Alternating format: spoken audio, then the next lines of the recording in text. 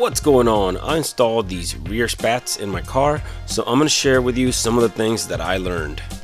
Okay, so as you can see, the rear spats are already installed, and I wasn't even going to make a video, but I did run across a few issues, and I think people can benefit from some of the things that I learned.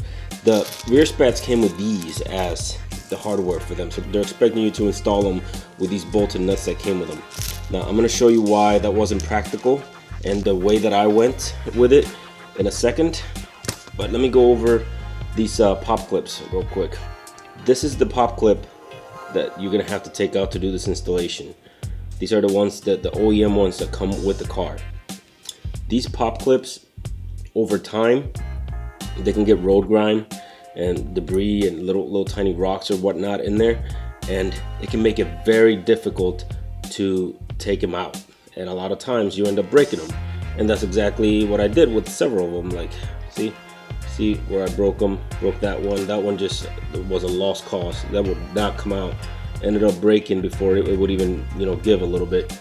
So I ended up breaking several of those. Not all of them will break. Some of them came out right away. Luck of the draw.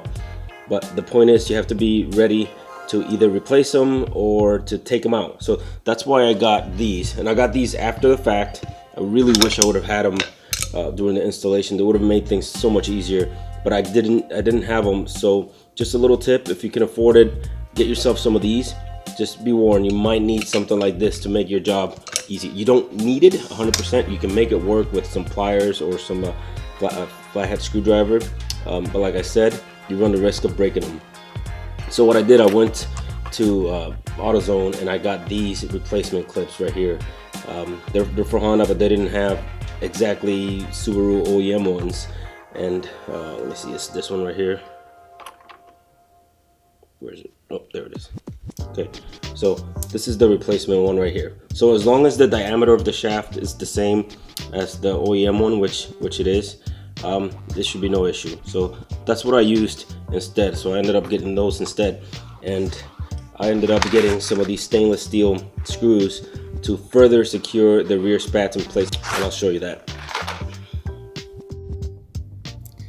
So as I said, they want you to install them using these giant bolts and nuts, and honestly, this rear spat right here is very, very light. It doesn't weigh anything. All right, so this to me is kind of overkill for the job. So and it's a pain in the butt to get back there to get that nut behind the bolt. So you can put the bolt through, that's easy, but to put the nut behind it, that's much harder. Easy way of doing it is I took the 3 clips out, and like I said before, since I broke them, I went and got these replacement ones. I went and replaced the very first 3, 1, 2, 3, and I used the clips instead of the bolts, right? It'll hold just fine, right? And then the last 2 here, I used the bolt because that's easy to get to right there. You can just stick your hand back here and put the nut on the bolt, and that was easy. So then I went and got myself some stainless steel screws, and because there was a little give in the middle, so you definitely need to do this part too. So just get yourself a couple stainless steel screws, and if they're not self-tapping, just drill a little tiny pilot hole and screw it in place. So I just did 3, one there, and one in the middle. Let me see if you can see the whole picture. So you can see right there. All right, so that right there is solid. This thing is not going anywhere. So another thing that I had to do, and this will only apply to some of you, is because I already had the mud flap installed, as you can see right here, the rear spat would not align with the mud flap installed.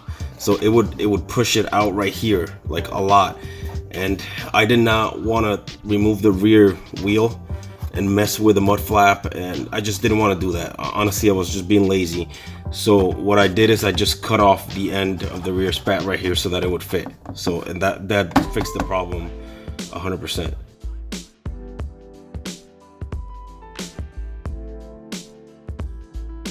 Not obviously, if you don't have mud flaps, you're not going to have to do that at all. And some of you might even have mud flaps and might still be able to, your installation might have been just slightly different, and you might be able to install it without, doing what I did.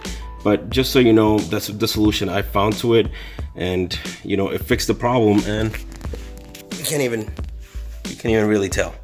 So right there.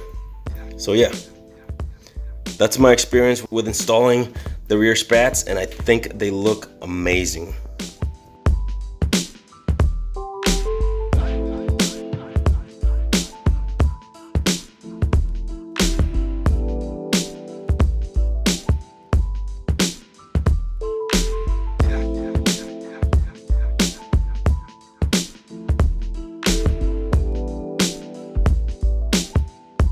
Thanks a lot for watching. If this was useful to you, support the channel by liking the video and subscribe to see my future content. Take care.